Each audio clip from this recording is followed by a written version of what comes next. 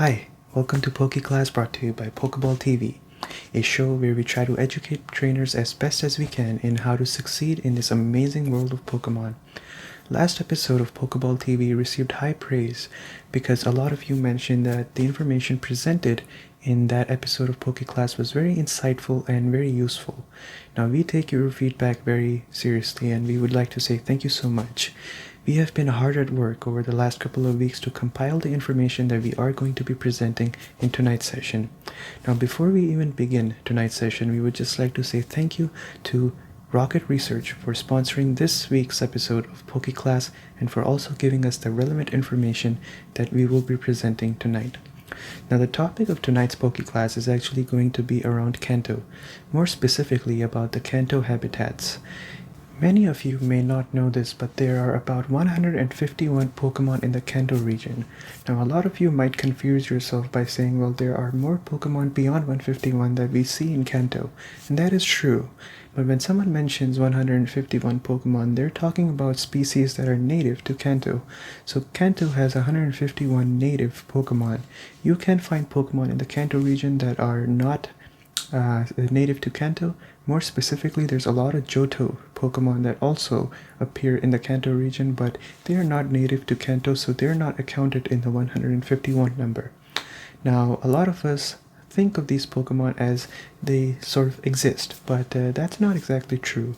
These Pokemon have their own environments, their own habitats, their own ecosystems, and they prefer to live in certain places and they tend to run away from certain places depending on which Pokemon we are talking about. Now, Rocket Research has done great work classifying all of these Pokemon into all these different habitats, more specifically 9 habitats in total, and those habitats are... Before I even talk about the stuff that we see here on the screen, I would just like to say that for this PokeClass episode, we have 3 reporters that are actually on the scene in one of these habitats. And after every 3 habitats that we talk about, we will connect with one of our reporters and they're going to give us a live demonstration of what a habitat in Kanto is like. And the 3rd reporter is someone that you don't want to miss. We had to work really hard to get a hold of them. You really don't want to miss that. But anyways, these habitats that you see on your screen right here, more specifically the 9 habitats that are mentioned, are habitats that have been classified by Rocket Research. That means that each one of the 151 Pokemon ends up in one of these buckets. Now, one Pokemon cannot end up in more than one bucket, so it is always a one-to-one relation between the Pokemon and the habitat that they appear in. Now, you can classify these habitats as sub-habitats can be habitats in and of themselves. Of course, Rocket Research is only classifying them on a higher level, but if you go to different regions, for example, if you go to the Sinnoh region, it is entirely possible that you get a completely different breakdown of the habitats that exist in the Sinnoh region. Each place is different. We are only concerned with Kanto, and we're going to look into each one of these habitats in more detail for sure, but I wanted to make sure that I show these 9 habitats to you beforehand just so you are familiar with them. So what are these 9 habitats? They are grasslands, forests, water's edge, sea, cave, mountain, rough terrain, urban, and then rare. All the Pokemon end up in one of these buckets, so let's look at the very first habitat that we see, the grasslands, right? Grassland is actually the most common habitat across the entirety of Sinnoh, and most of the Pokemon that you see in the 151 Pokemon that are native to Kanto, they are mostly grassland Pokemon.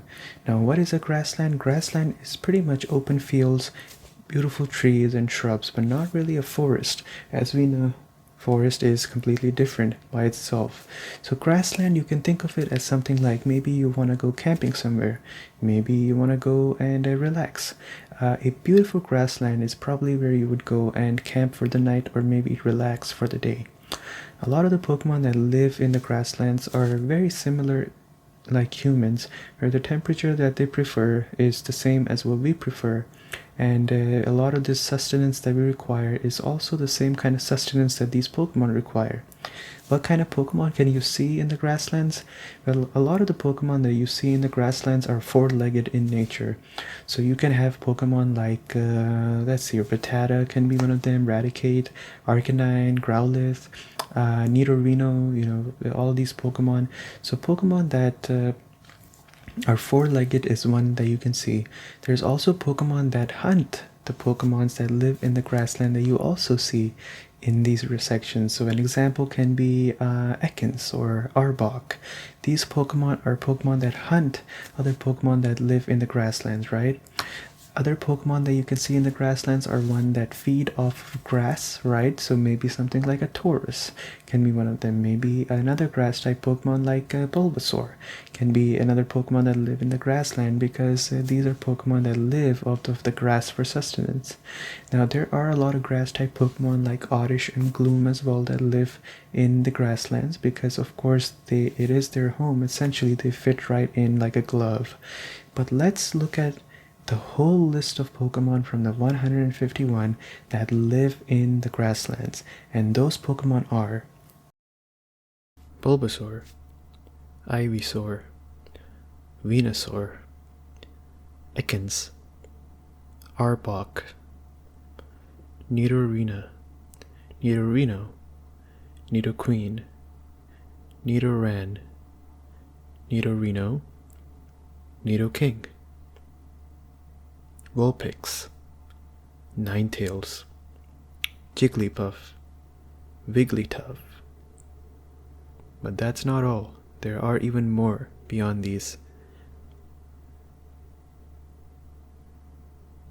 Oddish, Gloom, Vileplume, Growlithe, Arcanine, Ponyta, Rapidash, Farfetch'd, Doduo, Dugtrio, Drowsy, Hypno, Lickitung, Tangela, Kangaskhan.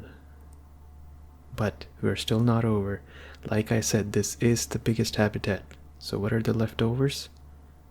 Scyther, Electabuzz, Taurus, Rattata, Eradicate. Now we're done. Just like I mentioned, out of the 151 native Kanto Pokemon, most of the Pokemon end up fitting in the grasslands because it is the most common habitat that you can come across in Kanto region. Now, another habitat that is very closely related to the grasslands is the forests, right? Now, what kind of Pokemon live in forests? Well, forests, as you can see, are really long trees. A lot of the times you don't get a lot of sunshine. Large trees mean that there's a lot of chance for hiding, a lot of chances for deception. If you live in grasslands, you don't really have a lot of places to hide, right? So a lot of the Pokemon that live in grasslands, like Arcanine, Dugtrio, they're all fast runners, very agile, or they're like Taurus that are very, very strong, right? So you have a lot of Pokemon that survive off of their natural instincts, their natural physical strength or capabilities. But the Pokemon that live in forests, they're different, right? You have a lot of bug type Pokemon that live in forests. So Pokemon like Kakuna, Beedrill, or Metapod and Butterfree is another Pokemon that live here. There's also Pokemon that hunt other Pokemon like these, for example, Pidgey, Pidgeotto, Pidgeot. They hunt these bug type Pokemon. You have Paris, you have Parasect, another bug type Pokemon that is not the greatest sprinter to run away. It's also not very strong, but it can easily hide itself or conceal itself or deceive people into thinking it's just a mushroom, right? So there's Pokemon like these as well that live here. And of course, you can have grass type Pokemon in the forest too, but things are always a little bit more sinister when you get to a very tall forest. So you have Pokemon like Bellsprout, Weeping Bell, Victreebel that are pretty much a carnivore plant, because things in forests are always a little bit more aggressive than they are in the open grasslands. But what actually are the Pokemon out of the 151 native Pokemon that appear in forests? So let's take a look at the Pokemon that appear in forests. The Pokemon that live in forests are Pinsir, Executor, Execute, Venonat, Venomoth, Caterpie, Metapod, Butterfree, Pikachu, Raichu, Weedle, Kakuna, Beedrill, Paris, Parasect. But this is not all. However, the list is shorter than the grasslands for sure, just like I promised. Pidgey, Pidgeotto, Pidgeot, Bellsprout, Weeping Bell, Victory Bell. And that's about it. These are all the Pokemon in the forest region. This right here are all the forest Pokemon, and I hope that distinction is clear enough for you guys on what is the difference between grasslands and forest Pokemon. The list is not as big as it was for grasslands, and like I said, no other list is going to be as big as the grasslands, but I hope the difference between the two is quite clear. Let's move on to Water's Edge. Water's Edge is another one of those habitats that is quite interesting and overlaps a little bit with sea, similar to how grasslands and forest have a minor overlap. Water's Edge refers to Pokemon that live in areas where there is water, so they have no problem going in the water, living there, and being on land, but they prefer living in land more than in water, and their sustenance can come from water or from land, so they don't have any issues living in either one of those places, but their preference is always land. So, what are some Pokemon that fit this criteria? Well, one of them can be Krabby and Kingler. Krabby and Kingler can definitely live in the water, but they prefer living on land a lot more. But they live on land that is close to the water, so like a shore of some sort. Another one of these can be something like a Slowpoke and a Slowbro. They can also live in waters, but they prefer living more towards the shore, close to land, close to the water, but on land. There are some shallow water Pokemon as well, like Magikarp and Gyarados. These Pokemon, although they live in the waters, they live very close to the shore, so they're also classified as Water's Edge by Rocket Research. But what exactly are all the Pokemon that fit the criteria of Water's Edge according to Rocket Research? Well, let's take a look. The Pokemon that fit the criteria. The Pokemon that make up the Water's Edge habitat are Squirtle, Wartortle, Blastoise, Psyduck, Golduck, Poliwag, Poliwhirl, Poliwrath, Slowpoke, Slowbro, Krabby, Kingler, Dratini, Dragonair, Dragonite. But that's not all the Pokemon. We still have a few more to go through. Goldeen, Seaking, Magikarp, Gyarados. Now that's the whole list right there. Not as many as we saw for forests, but definitely way less than grasslands. And that right there is Water's Edge. Now, like I promised, this is time to meet the very first reporter that is on the scene to show us a live demo of one of the habitats that they're in. This is going to be the first of third reporters that we have actually on the scene. So, hey, can you hear me? Yes, I can hear you. Can you talk to me a little bit about the habitat that you're in and maybe show us the Pokemon that are in this habitat? Yeah, absolutely. Hi everyone, I am one of the 3 reporters that are actually on the scene of different habitats around Kanto, and I will be showing you the grasslands. I'm Kez, and before we even begin, I would just like to say thank you so much to Pokeball TV for giving me the opportunity to be here. It's always been my dream to work with Pokeball TV, and just to be able to do something as small as this is a great honor and a great privilege for me, so thank you so much once again. Now, I chose this specific location in the grasslands because, as you can see behind me, there is a Bulbasaur, and I'm sure every viewer that is watching our show tonight knows that Bulbasaur is a starter Pokemon for the Kanto region. It's very hard to see Bulbasaur out in the wild, but it is a native to grasslands, so it's not completely surprising to see it here, but that's why I chose this location. I wanted to show the Bulbasaur in the background. But Bulbasaur is not the only Pokemon that you see behind us. The other Pokemon that you see behind us is Taurus. Taurus is a very interesting Pokemon because Taurus tend to live in herds. Herds pretty much means a group of Taurus living together, so they live in groups. This Taurus is by itself. I don't know why that is the case, but what's interesting about Taurus is the fact that Taurus usually hits itself with its tail over and over again to get itself pumped up and energized, and then it runs and runs and runs until it finally hits something. So if there's nothing to hit, it just keeps running for almost an hour. It just keeps running for extended periods of time. So it's quite an interesting Pokemon and very strong as well and very fast. It's one of the fastest Pokemon actually. Taurus is a native to the grasslands as well, its main sustenance of course being grass, bushes and shrubs.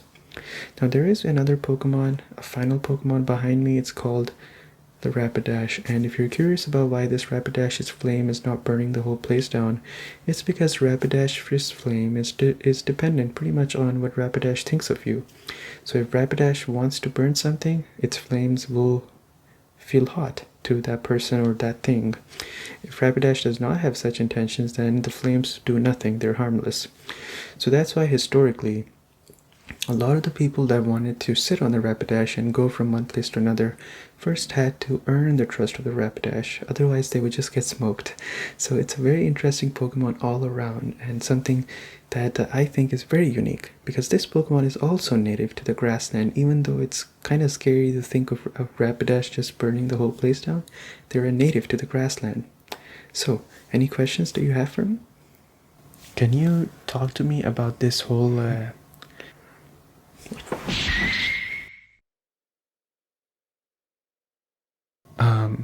is he okay? Well, I'm getting word from production that he's probably fine, so I'll take their word for it. Regardless, I hope you enjoyed looking at the grasslands up close. And it's always a great experience looking at these Pokemon really close, because it's a great learning experience to get close and personal with some of these Pokemon. Maybe in this case we were a little bit too close, but let's talk about the next habitat that we see in this list, which is the sea habitat. So what is the sea habitat? Well, sea habitat is comprised of Pokemon that live in the deep waters. So what are some Pokemon that live in the deep waters? Maybe something like a Starmie or a Staryu. Maybe something like a Shelder or a Cloyster. All these Pokemon are Pokemon that prefer living in the deep sea. They are not really fan of living on land. They're much more rather be in the sea. So something like Starmie and Staryu, they can live on land, but they prefer being in the oceans. This is a complete opposite of what you see with Water's Edge. A lot of the Pokemon that these other Pokemon eat and consume are also in the sea. So they don't get their sustenance from land, they get their sustenance from the sea. So that's also another massive difference that comes from the Water's Edge. What Pokemon are in the sea habitat in the Kanto region?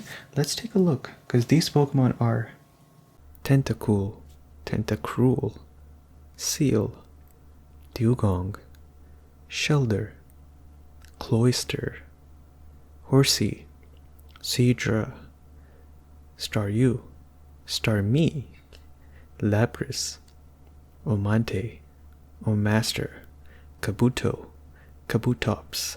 That's all the sea Pokemon that there are in the Kanto region. There is no second page.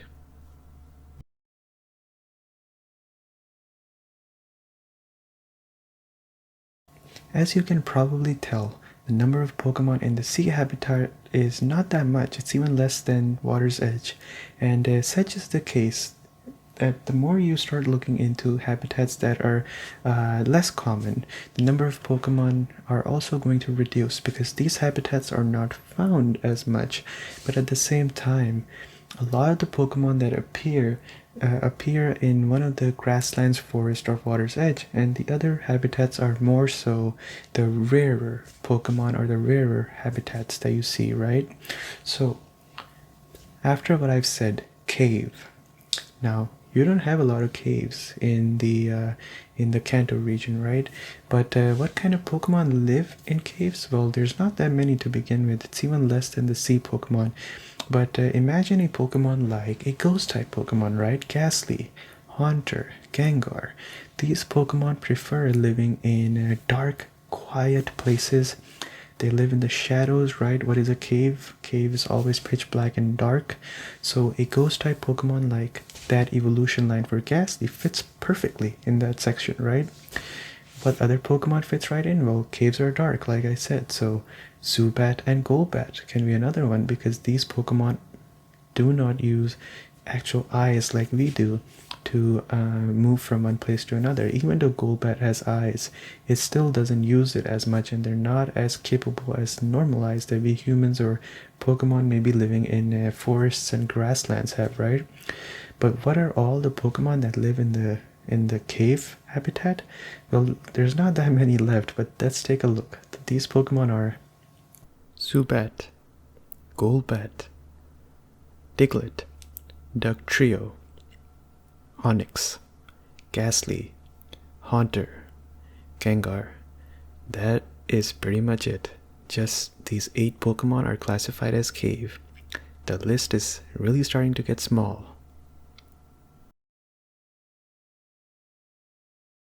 As you can see, the list is starting to get even smaller when you look at the sea habitat and now when you look at the cave habitat. In fact, I think in the initial introduction, I probably missed just 2 or 3 Pokemon in total that live in the cave habitat.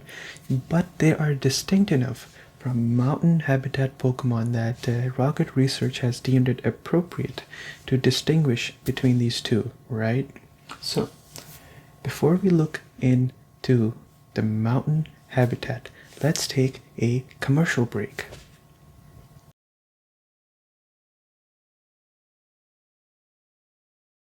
Are you sometimes looking at a book and then realize, wait, I can't read? Well, presenting to you my book called How to Read. After reading this book, you'll be able to read any book in the world. 9 out of 10 customers that received a sample have approved this book. How to Read book, going on sale right now for $14.99. Hold on. Hold your Tauruses. How to read a book? Who doesn't know how to read a book in this day and age? This whole campaign is a scam. $14.99 for a book on how to read? Has civilization regressed this much that people don't even know how to read? You can help us out, and you can do it by purchasing my book. It's called Reverse in Read to How. This book is going to teach you how to read books in reverse. This is the perfect answer for the whole scam campaign that has been running on how to read a book. Now, reading a book in reverse takes skill. This book is going to show you exactly how you can do it, and I'm selling it for $9.99 only. And this is also available at your closest stores, so please go in and let's defeat this whole campaign about learning how to read books. We are much better than that. Learn how to read a book in reverse. I just can't fall asleep. No matter how hard I try, I just can't fall asleep. Well, Mr. Bruno, I know how difficult it is to live a normal life if you're having issues with sleeping. And for all of you that are watching this ad, if you suffer from insomnia, if you suffer from anxiety or stress that keeps you up at night, feel free to call us at our number. We are going to give you premium service of a Jigglypuff, ones that we've caught, ones that are more than happy to sing for you. We'll send you these Jigglypuffs and they'll sing you to sleep. It has a very high success rate, and if you don't believe me, we are going to do a live demo in this commercial and you'll see just how great Jigglypuff is at helping Mr. Bruno fall asleep. So Jigglypuff, take it away.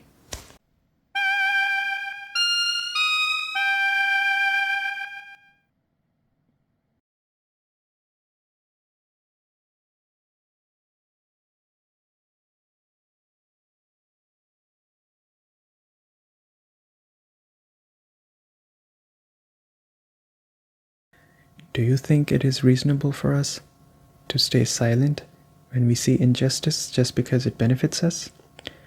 We have video evidence of the Pokemon League misusing Pikachus, keeping them imprisoned to run Pokemon centers, Pokemarts, and other places. Join forces with us and let's stop the misuse and abuse of Pikachu. Go to whatyoudoin.com today.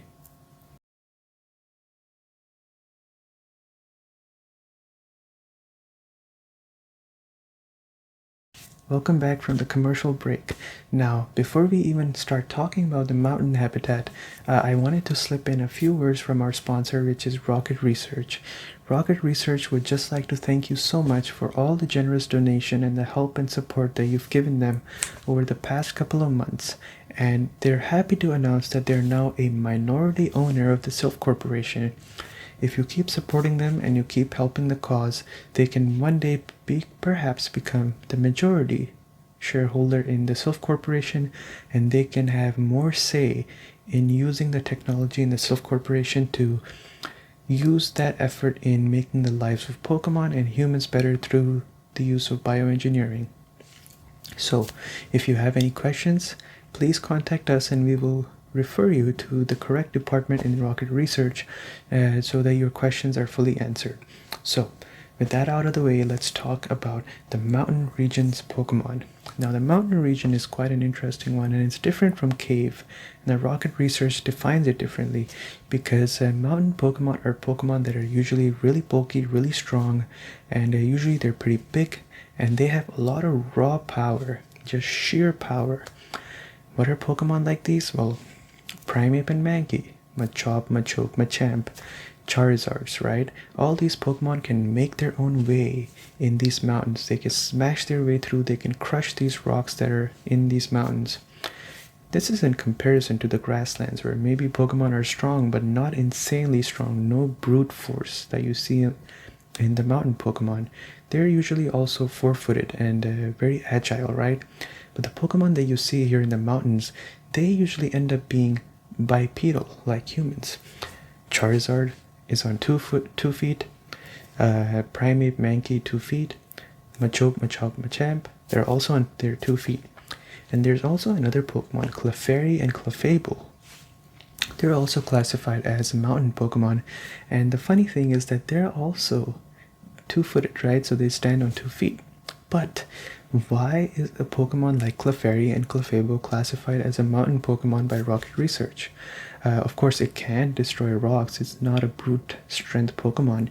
The reason it's classified as such is because Rocket Research believes that the Clefairy is a Pokemon that has fallen from the sky and it landed on Mount Moon, where it seems like that's where it's made the home for Clefairy is. They made Mount Moon their home.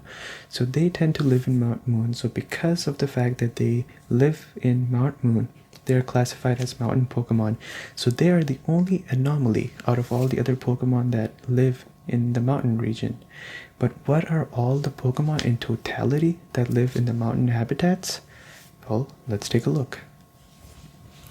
Charmander, Charmeleon, Charizard, Clefairy, Clefable, Mankey, Primeape, Machop, Machoke, and of course Machamp, Geodude, Graveler, Golem, Cubone, Marowak. But these are not all the Pokemon. Yes, we do have a page 2 after a very long time. So let's look at what other Pokemon can be classified under the mountain habitat in Kanto region. Magmar, Aerodactyl, Snorlax. Now that's pretty much it. So not a very lengthy page 2, but we did get to the second page. This is all the Pokemon. And there we go. Now is a time as great as any to connect to our second reporter that is live on scene in one of these habitats. So, hey, can you hear me? Can you hear me? Yeah, I can hear you. Can you walk us through what habitat you're in and maybe show us the Pokemon? Do I have to? Whatever. Well, nice to meet you all. I am Mars, and I am the second on-site guide for today for our Pokeball TV episode. Truth be told, I would much rather just be home, but I need the money, so here I am. The habitat that we are looking at today is water's edge. We're right by the sea. I'm sure it doesn't take a rocket scientist, pun intended, to figure out that a lot of the habitats in the Pokemon world kind of coincide with one another. So we are at water's edge, but technically you can run into some sea Pokemon as well because we're so close to it. And what else do we usually talk about here? Oh yeah, right, the Pokemon behind me. Okay, so there's two Pokemon behind me. The first one that you see is a Blastoise. Who hasn't seen a Blastoise, right? What else? Oh yeah, they told me I have to say something interesting about Blastoise as well. So what I know about Blastoise is you see those two cannons, the big ones on its side. A lot of the people think they're made of metal, but it's not metal. It's actually its organs, and that means that if you hit him, it hurts because it's composed of flesh. So it only looks like metal. It's not actually metal. So please don't go around doing anything weird with a Blastoise. And the other one over there, do I have to? Okay, I do need full pay.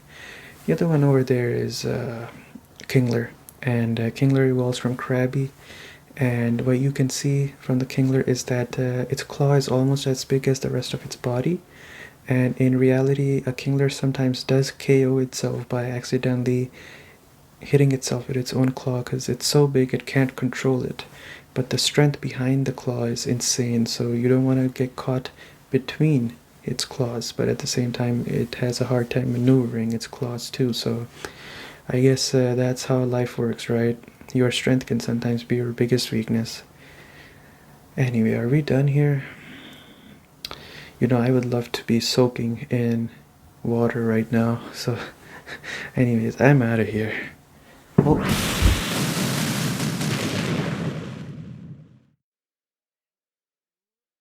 Did he just get blasted with the hydro pump? He did, right? Well, can't say I feel bad for him because, to be honest, I wasn't really feeling the energy he was bringing to the interview. Felt like quite a watered down version of what Kez was doing. So I'm just happy we're out of the whole thing. And we have 3 more terrains left to go, and after we finish these, we are gonna take a look and meet the very final reporter that we have for tonight, and it's quite a special guest, so let's try to get through these last 3 terrains. The next one that we have is called rough terrain. Now, rough terrain refers to terrains where the area is uninhabitable. It's very hard for normal Pokemon to survive, for most Pokemon to survive actually, as a matter of fact. An example of this can be in the Hoenn region. The Hoenn region has a specific route where there's always a sandstorm. A normal human cannot withstand that sandstorm. There are some equipments like safety goggles and stuff that you can take with you, but even then it's not recommended to stay there for too long. Any normal Pokemon certainly cannot live there. Humans tend to create structures that protect us, but imagine living in a place like this. It's just not feasible. So the Pokemon that live in rough terrains are Pokemon that are unaffected by such sandstorms and different weather conditions. What are some of those Pokemon? Well, there's not that many in rough terrain, but the ones that are there are something like a Sandshrew or Sandslash, right? They easily fit right into that rough terrain. Magneton and Magnemite. Magneton and Magnemite are of course made out of metal, so that means that they're unaffected by something like a sandstorm, right? So these are some of the Pokemon that live in a place like this. Rhyhorn can be another one of those. Rhydon, they don't really care about that much either. But let's look at all the Pokemon that live in rough terrain. There's not that many, I promise you, because it is such a harsh habitat that very few Pokemon adapt or manage to survive in this without being affected. So the Pokemon that live in rough terrains are Spearow, Fearow, Sandshrew, Sandslash, Magnemite, Magneton, Rhyhorn, Rhydon. That was the last Pokemon. Just only 8 live in rough terrain. I think I missed maybe just one Pokemon that lives in rough terrain and I didn't name them in the introduction. But to be fair, it makes sense, right? Rough terrains are terrains that are very, very hard and very harsh to live in.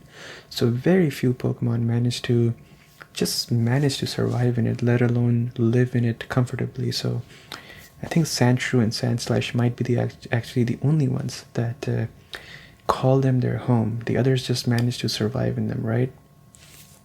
But let's talk about the next one, which is urban. Now, urban refers to suburbans, cities, any places that has been developed by humans. The Pokemon that live here are sometimes domesticated Pokemon, or they're Pokemon that bring value to us as humans. So we have over the years incorporated them into our urban setting. What are some of these Pokemon? Well, Eevee and all of its evolutions are Pokemon that are classified as urban because Eevee has always been a Pokemon that we have domesticated, so it prefers living with humans, right? There's also other Pokemon like Abras and Alakazams. These Pokemon are highly intelligent, so a lot of the researchers, what they do is they keep these Pokemon with them and use them as assistants to their research work. And these Pokemon, since they're so smart, they help out these researchers. There's also Pokemon that are a side effect of how we live. For example, coughing and wheezing. These Pokemon live in the sewers of these big cities and they prefer living in poisonous, toxic, unclean places. So it works out perfectly for them, right? So they live in the sewers and stuff like that. So what are all the Pokemon in totality that live in urban? Let's take a look. This should be a relatively long list. Meowth, Persian, Abra, Kadabra, Alakazam, Grimer, Muck, Voltorb, Electrode, Hitmonlee, Hitmonchan, Coughing, Wheezing, Chansey, Mr. Mime. But that's not all. We are going to page number 2, finally after all these years. Page number 2. So what Pokemon are left over? Well, it's Jinx, Ditto, Eevee, Vaporeon, Jolteon, Flareon, Porygon, and that pretty much sums up urban Pokemon.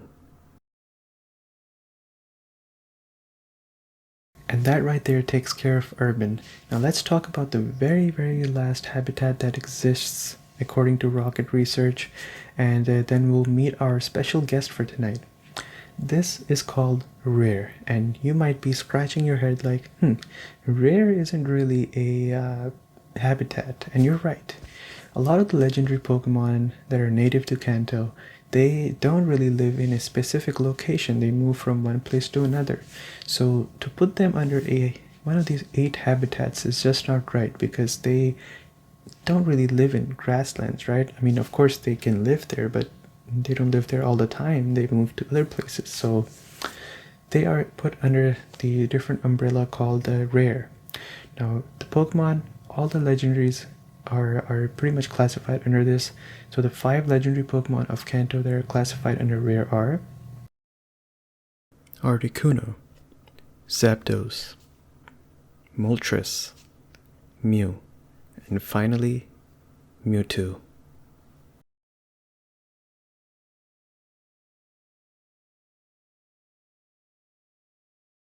So these 5 Pokemon right there are rare Pokemon, like I mentioned, and that pretty much concludes the 9 terrains that we wanted to talk about. All 151 Pokemon have been put in each one of these buckets. We went through all of them, right?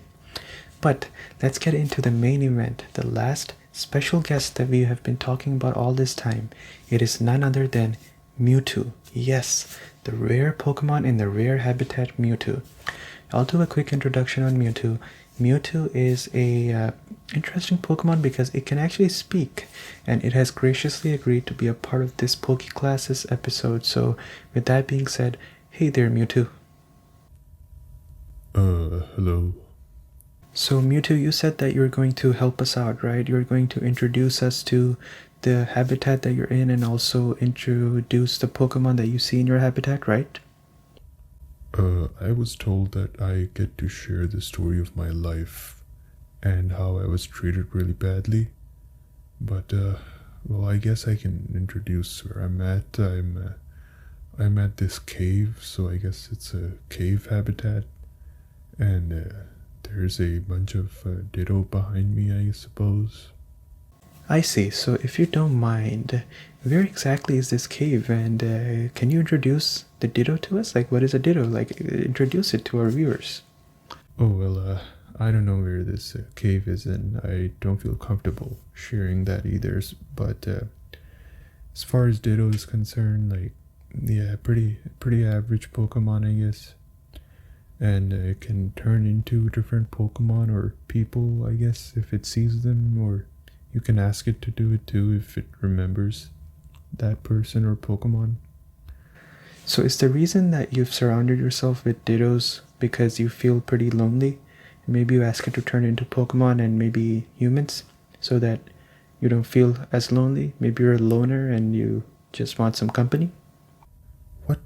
No, of course not. I mean, yeah, sure, like, it's a nice thing to have when a Pokemon can turn into humans and other Pokemon, but that's not why I'm here. I just want to be away from people, so that's why I'm here.